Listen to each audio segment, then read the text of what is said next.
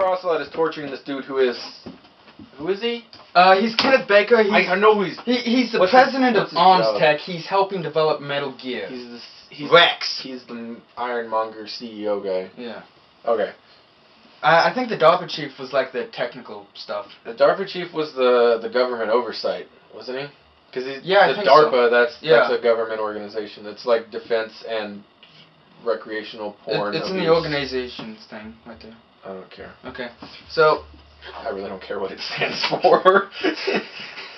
We build giant robots because fuck you. Yeah. Okay. This is America, Japan, Metal Gear. Okay, so Revolver Ocelot is in there, who is like the recurring theme boss in of every Metal game. Gear. He's in every game. Actually, every single solid game. This guy is he's everywhere. Like 1 through 4, he is in them. He's in every game. He's the recurring boss. He is the main bad guy of the series, sort of. That we don't even know yet. The one that we fight. Like the main bad guy, we never see this guy. Yeah. Well, we see that one guy near the end. The the old guy. Zero? Yeah, that guy. Zero, yeah. We'll get to that. Yeah. In like 3 hours, maybe if you're lucky. Revolver Ocelot. So as you might tell from Revolver Ocelot's name, he uses a revolver. Okay. Okay, so I did say that everyone in Foxhound had a superpower. His is magical jugging. Psycho Mantis, we'd already talked about. Psycho Mantis' psychic superpower is that he's psychotic and psychic. And telekinesis he eats his sex partners after coitus. And babies. What? Mantises don't eat their babies. Shut up! Okay, so... Did you even study entomology? No! I never did. Okay. So, Snake's power is storing infinite amounts of weaponry in his rectum. And items. It's like items everywhere. You can store like 99 rations. It's insane. You never see it. Like, he pulls the Stinger missile, like a fucking... He pulls it out of his back, like shoulder. Out of his ass. They're coming out of his ass. They did a railgun. Okay? How do you even fucking carry a railgun? Like, every single weapon known to man. The railgun's really big. It is bigger than he is tall. It's like the size of me, really. There's no way that you're fucking Metal Gearing around with fucking a railgun strapped to your back. No, oh, wait, okay. I say forge. That's the only gun she has. Yeah, I know. That doesn't count. Shut up. Okay, so where were we? Oh yeah, Revolver Ocelot's superpower is he has a gun. Okay, yeah. He's got the same superpower as the Punisher. He also tortures people and he likes it. Okay, so his superpower is he has a gun and he's kinky. he likes to take the shirts off his victims.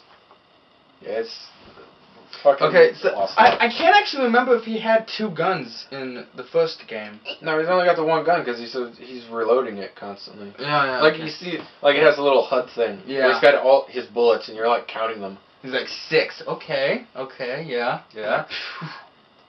He's supposed to be like a masterful shot, like Deadshot or something. He uses the bullets to ricochet off the walls and hit you. This dude can't aim though. Well, that's because we're constantly moving. Yeah. Whatever. Okay. For being the perfect shot, he's a fucking terrible shot. So anyway, you kick Revolver Ocelot's ass because he has a revolver and you have a submachine gun. Several submachine guns and a rocket launcher maybe if you cheated a little bit and went around to places you weren't exactly supposed to go. Well, actually you can't get them yet. You can't? I thought you could just blow a hole in a wall somewhere. No. Not yet. You have to... Anyway, you got a submachine gun at least. Okay, so you're just blowing this guy. It's in the middle, like you're fighting in this torture room where like the CEO guy is like strapped to a pillar and then he's surrounded by all these tripwires that are like everywhere. And C4 everywhere. If you go through the tripwire, it explodes and it's like game over. No matter how many bullets you shoot through this thing, though, it never triggers any of the tripwires because Metal Gear. Okay. And then magical ninja comes in and cuts out Ocelot's right hand. Okay, so... It's freaking awesome. So after you kick his ass, it goes cutscene power to the max. And Revolver Ocelot's like, and you're like, oh no, he's totally gonna shoot me in the face. And then, and you're like, oh my god, what was that? It was a ninja. A cyborg ninja. A cyborg ninja. Magic. Cut off his hand with his cyborg ninja sword. So he's like, fuck, it goes, yeah, like blood spurting in like this 8-bit blood. It's like 16-bit glory, these polygons. Like confetti. And then he just picks up his hand and runs off. He picks up his hand, he's like, shit, my hand! The hand still has the gun in it. He runs off with his hand. No! I better go get this fixed by putting someone else's hand onto my arm and then being... Metal Gear. Okay, we'll get to that. It's ridiculous and stupid. stupid. If you're on the third playthrough after you've done like the 2 different endings, Cyborg Ninja will be inverted colors to look like Spider-Man, sort of. That's a beautiful story. Yeah. It's kind of weird. Anyway, in the things that aren't metagame related. Yeah, and the Cyborg Ninja cuts through all the tripwire. And the guy explodes, right? No, he falls down, and then all the explosions happen. Is like, and he's perfectly safe because Metal Gear.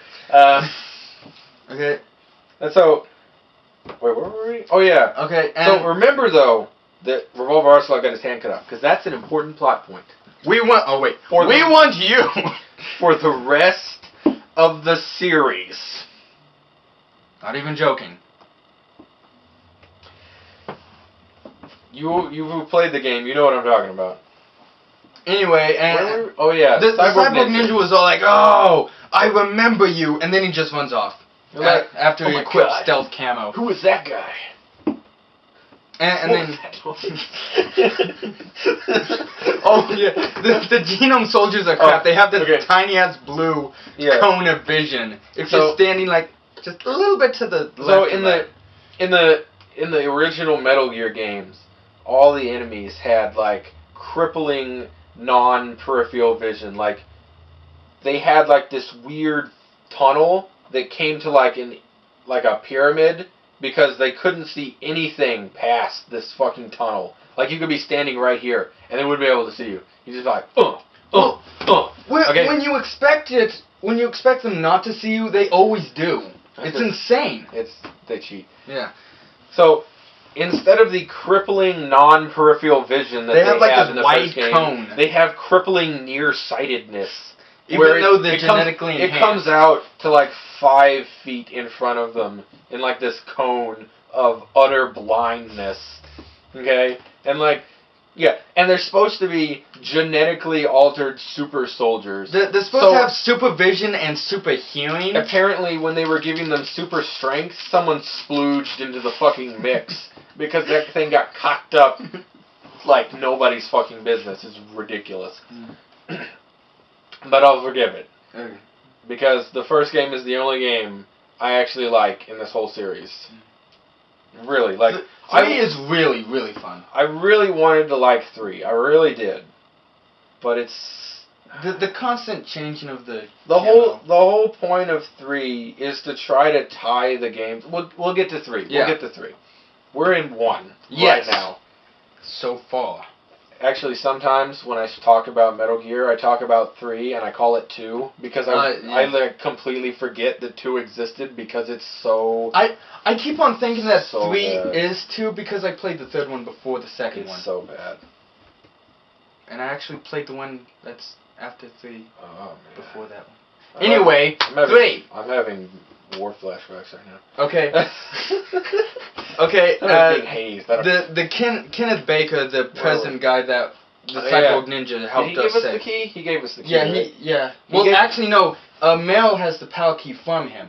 He gave us an ID card, like the second or third. Yeah, his ID card. It's for getting around the building, whatever. Okay, so... And does he tell us the code? He doesn't tell us the code. No, he says that they couldn't get his code, or... He didn't break. Yeah. Because he had, like, mine... Who do we get the code from? We don't get the code. We never get the code? Oh, we use the key. Yeah, we use the key. No one has the code. No. The code's gone. They know that we're watching them, and they're like, okay, we inputted the codes. Now we can launch the nuke anytime. And Snake's like, damn it! Now I have to deactivate it. Later. Okay. Later. So Kenneth Baker's like, oh, that cyborg ninja. Oh, I know him. And then he tells us all this other crap. Who is this? No, wait, who's the cyborg ninja? That guy looked really awesome. Back in my day, back in 1945, we started up a genetic engineering program to genetically engineer some programs. I don't Okay. It's like, no, tell me about the cyborg ninja. Well, there was a lot of fighting going on back in Vietnam, and... Well, I'm glad you're gonna die. I know. Well, he tells us all this crap that isn't helpful, just like with the DARPA chief, really. It's Hideo Kojima is just jerking off onto the screen with his own, like, weird interpretation of world politics, and, like, it only gets worse from here, really. Well, like, the game itself is fine. It's a good game. Like, all the games, really, are good games. Yeah. Alright? But the story is like this horrible hodgepodge of fucking ridiculous... Like, it makes... If Lost had sex with Twin Peaks, that would be Metal Gear. Because I have... To this day, I know what happens in Metal Gear, but I have no idea what the fuck is going on. Oh! If you are gonna play Metal Gear, you want to buy it with the case it came with the back on it. Yeah. You have to have it. You don't wanna miss, like, if you buy it used or on a digital thing, you better hope you got, like, a digital copy of the manual or something, because there are important game things on the back of the box. Kenneth Baker tells you that in order to contact mail, you have to look on the back of the box. Most of the people who have played Metal Gear know what I'm talking about, and for some of you younger kids, games used to come in boxes. Yeah. Oh wait, they still do, I think. Yeah, games come in boxes. I've got a box over there. They came in, you know... They come in these jewel cases, like in your parents' old CD collection. Okay? And on the back of this, there's like pictures of the game. You know, so you get to go, what is this game about? Metal Gear. And you know, and you see sniping stuff. You see like people shooting people, and there's like little... They have like the little conversation, the codec box, and you see he's talking to Meryl, and you see her frequency on there. That's the only place that this code is. Okay. Only. The only place. Like, it's not in the game. It's actually hard to see, because I used the frequency that I saw, and I couldn't get it. I actually had to look on the internet, and then after I knew what it was, I recognized it as what it was on the back of the case, because it's low resolution. Yeah. And this is a very metagame concept. Yeah. Okay, it's kind of like you know, back in the old days, from the floppy days of gaming. Okay, and they had what's called Fluff, which is like books, and like they had like code wheels and maps and like graphs that you overlaid to get like special codes, and you put these codes. The game developers would put the puzzles into these books and graphs and shit. So that they don't have to do it in the game. Well, not only that, well, yeah, space was limited, but also to keep people from stealing their software is the first DRM. So if you don't have the book, you're screwed. If you don't have the book, you can't play the game. And a lot of them had it in the beginning of the thing so that you can't even start the game without these books. Right? Metal Gear and Metal Gear 2 Solid Snake had books that you had to have. Yeah. It's insane. The puzzles were in the books, and... For the MSX. I understand why they did it, but books get lost, okay? And if you can't beat the game because you didn't hold on to the book or the case, like if you bought it used from somebody, or it was I hate that. If you borrowed it from your friend, you know, and they just gave you like the disc, you can't get past the first half of this game, or the first third, or whatever the hell. Yeah. It's like third, right? I think so. He's the first boss. Yeah. Revolver? Yeah. Yeah. You're supposed, unless, you know, when you're with Meryl at the beginning. Because when that was like a wave thing. That doesn't count as a boss. I never count enemy waves. Like, you gotta fight 7 waves. That's not a boss. That's an endurance round, and it's stupid, and it sucks. Do you not... Get the fuck out of here. Some people... What? Where were we? Okay, oh yeah, waves.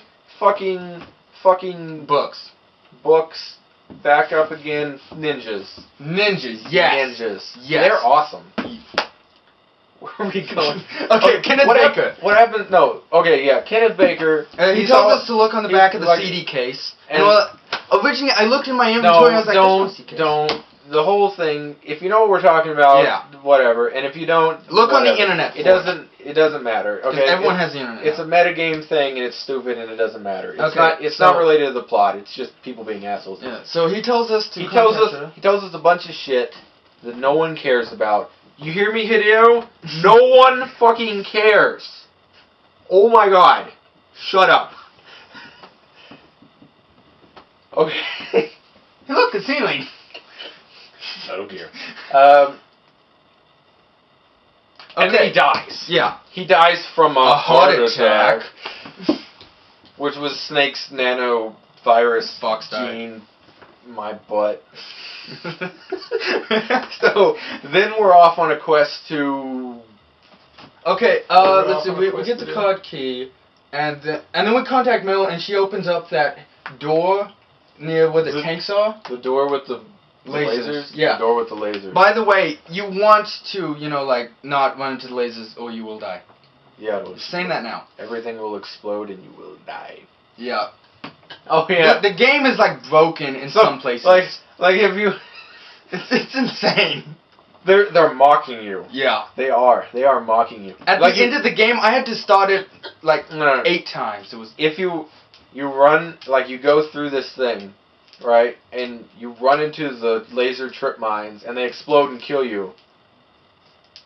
And Meryl's all, oh, by the way, Snake, there's, totally laser trip mines in that tunnel. You should probably, get some kind of thermal goggles or something that reveal the lasers. And I'm like, thanks for telling me now that my legs are over there. That's real helpful. Thank you. Hold on while I eat a ration. Legs are back. Magic. Okay. Because Metal Gear. Okay. Okay. And so, you, fucking Mission Impossible your way through these fucking lasers. Be a ballerina. Okay, and then we come out over there, and there's this wide open field, and we're like, wide open space. Okay, okay, and then you get I guess we go over there. You walk a few steps, and then you get a call from Deep Throat. Yeah, and he's all like, dude, there's totally mines in that wide open field. Who is this? Metal Gear. Okay.